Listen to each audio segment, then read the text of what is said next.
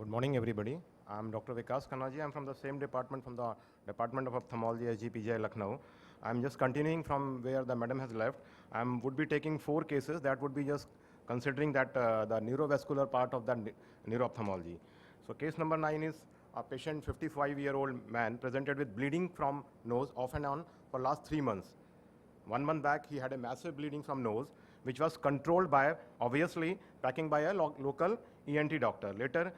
Later on, he got a CT done, that ENT doctor, and which shows enhancing mass in sphenoethmoid region. I will just show you the that CT scan or the MRI. A diagnosis of mass was made, definitely, and biopsy was attempted by the ENT doctor, in which no definitive tissue was obtained, only the blood was just coming. So 1 week after the procedure, he had sudden loss of vision in the right eye. That means after that biopsy for the sphenoethmoid region, there was a sudden loss of vision in the right eye, and the patient was referred to PGI Lucknow. So on just taking the history, there was a history of fall 4 months back, which was not followed by unconsciousness, bleeding from ear, nose at that time. So nothing sort of importance was just given to that history. There was no systemic or cardiac disease. The patient was of 55 years old male. So on examination, vision in the right eye, it was finger counting because there was sudden decrease in vision in the right eye, and left eye was absolutely normal. Ocular motility was also normal. There was a RAPD on the right side, and left eye pupillary reaction was normal. On fundus examination, right eye shows multiple dull whitish plug. That means there were emboli in the superior and the inferior arcade, and the disease was looking, disc was looking normal. And left eye fundus was absolutely normal. The right eye was also having cherry red spot. That means that patient was having a central retinal artery occlusion in the right eye with enhancing mass in the sphenoethmoid region. So on investigation, you can see over here, this is the mass, okay? And on T1 weighted coronal image, this is a coronal section of T1 weighted image, and you can see this is the mass, a large thrombus in the right half of the sphenoid sinus. So this is the sphenoid sinus, this whole is the sphenoid sinus, this is the right half, and this is the left half. This is the left half. So there was a large thrombus, which was hyper-intense peripherally and hypo-intense centrally. Over here, this is an axial section. You can see this is hyper-intense peripherally and hypo-intense centrally. So what should be the next choice of investigation? Definitely digital subtraction angiography, that is called DSA, in which we take multiple skygrams by giving the dye into the cranial circulation. So digital subtraction angiography, DSA, was done, and it was selective right carotid angiography, AP view. Over here you can see this is the carotid artery, okay, this is the course of the carotid artery, internal carotid artery, and which shows an aneurysm projecting medially. This is the medial side. So medially from intracavernous carotid artery, internal carotid artery. So that your internal carotid artery has different segments. So one segment is intracavernous. So it was having a aneurysm, and there was focal stenosis distal to the origin of the aneurysm. So this is the focal stenosis distal to the origin of the aneurysm. So a diagnosis of post-traumatic pseudoaneurysm of right cavernous part of internal carotid artery was made. So presence of this triad, that means unilateral blindness, massive epistaxis which the patient was having, and enhancing mass in the sphenoethmoid region on imaging, should just give an idea that it can be because of the pseudoaneurysm, and pseudoaneurysm of what? Mainly the intracavernous part of the internal carotid artery, because that is lying lateral to the sphenoid sinus.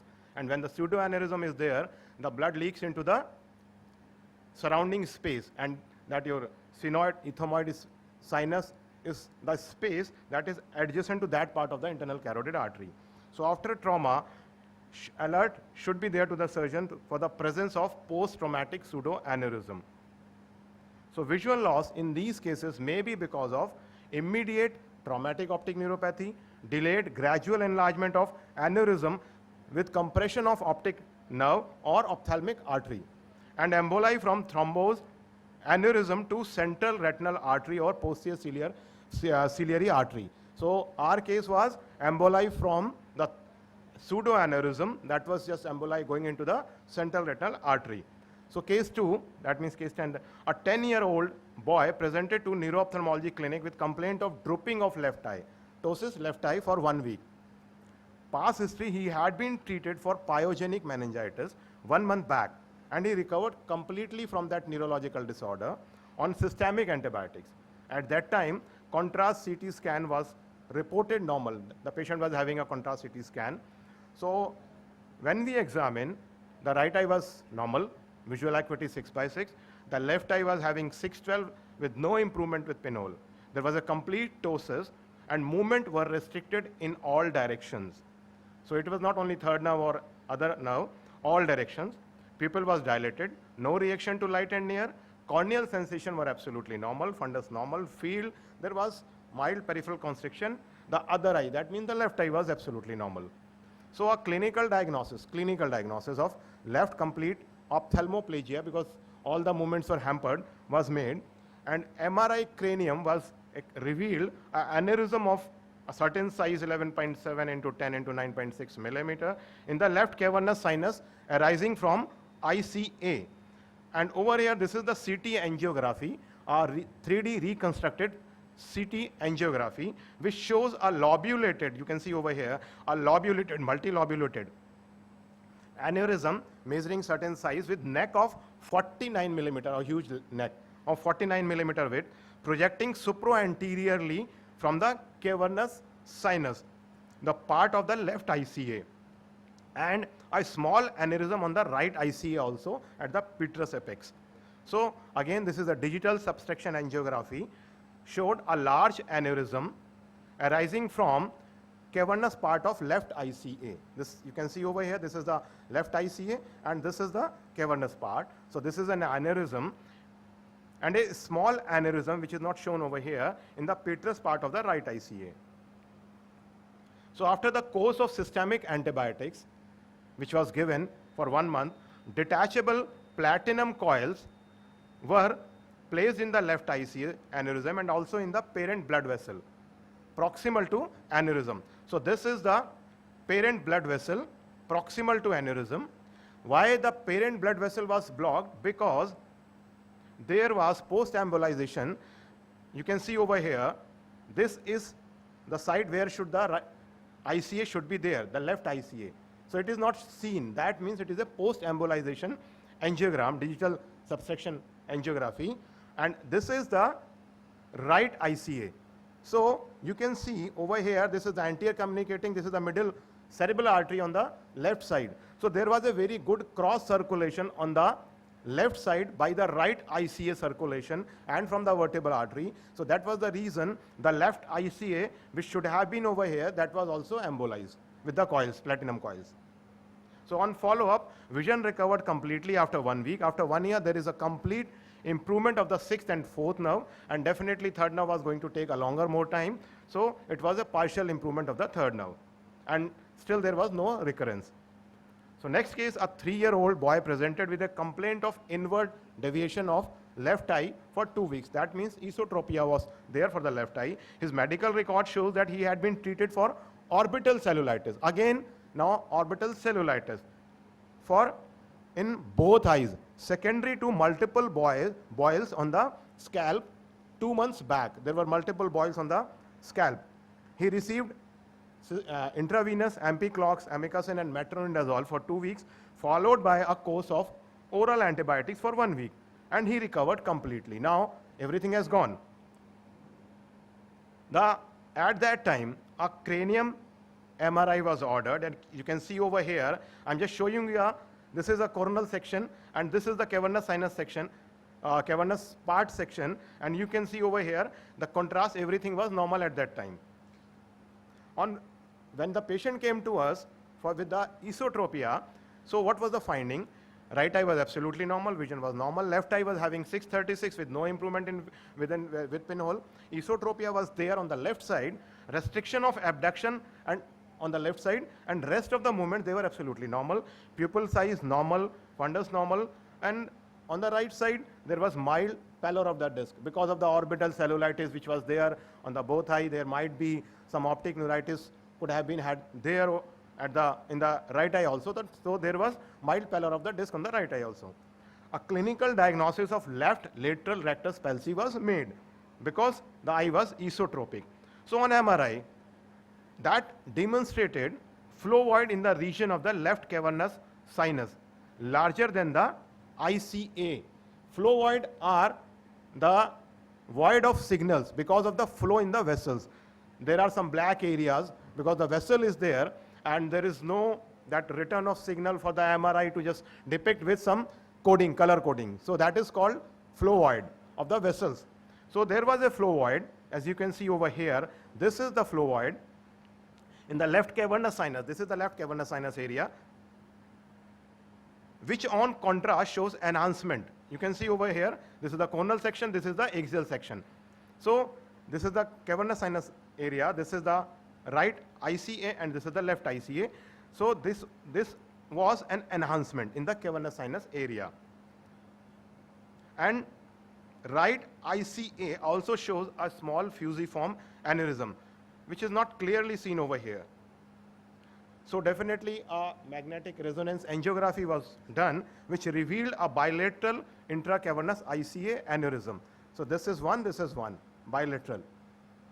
So DSA again was done of the left ICA, which shows a large secular aneurysm of the cavernous part of the left ICA. And DSA of the right ICA shows small fusiform aneurysm of cavernous part of right ICA. Okay. So patient was given antibiotics for 1 month, but there is no clinical improvement there was, and hence reconstructive procedure, that is what flow diverter with stent assisted coiling was advised. So flow diverters are put. You just take the blood from some other side. So flow is directed. Now the last case is a case of 14-year-old boy with complaining of double vision for 2 months, had a past history of again boil. And the previous case there were boil in the scalp. It was a past history of boil at the left angle of mouth with cellulitis on the left side of the face. So we know all that the angular vein is there which is draining into the superior ophthalmic vein into the cavernous sinus.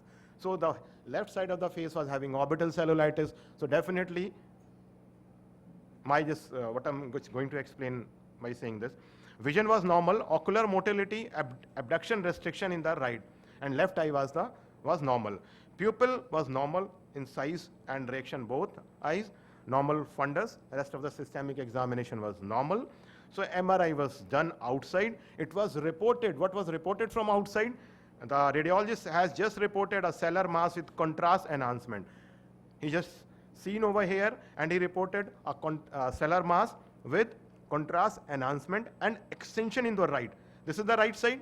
So extension into the right cavernous sinus, cellular mass over here and into the right cavernous sinus with ICA. Importantly, the ICA. He wrote that the internal carotid artery is being pushed peripherally. So he might be just seeing that the ICA is pushed somewhere over here, but it was not the case.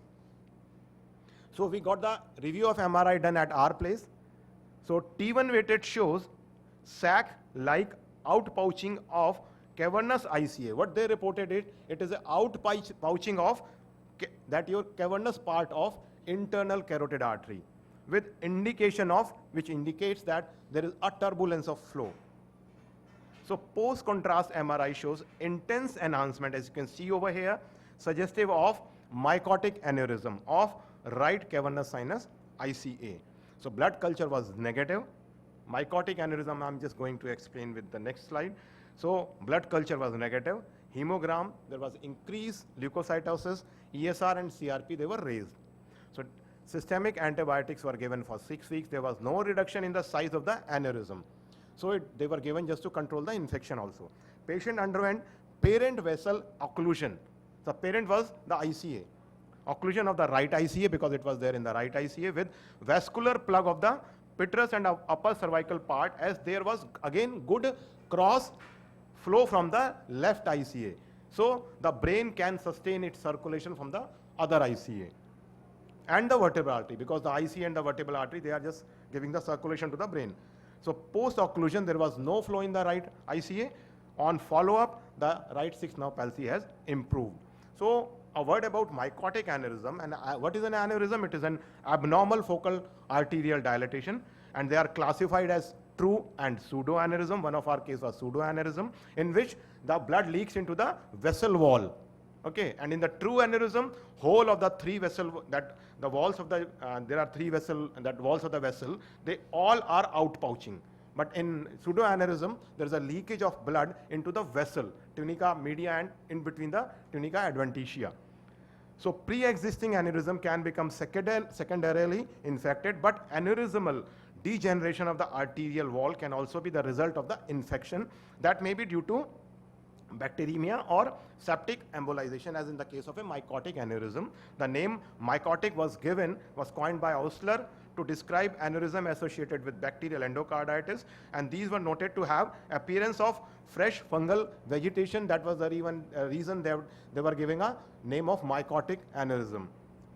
And however, the majority of the mycotic aneurysm are caused by bacteria. So in conclusion, in children who present with ocular motor nerve palsy following some infective lesion of the face or meningitis, should undergo definitely a contrast MRI CT with angiogram. Angiogram is a must to rule out mycotic aneurysm of cavernous part of the ICA. If an angiogram is done, MRA, then we can just get that aneurysm in there, and later on that digital subtraction angiography or your 3D reconstruction CT angiography can be obtained to further conclude to the diagnosis and for the treatment.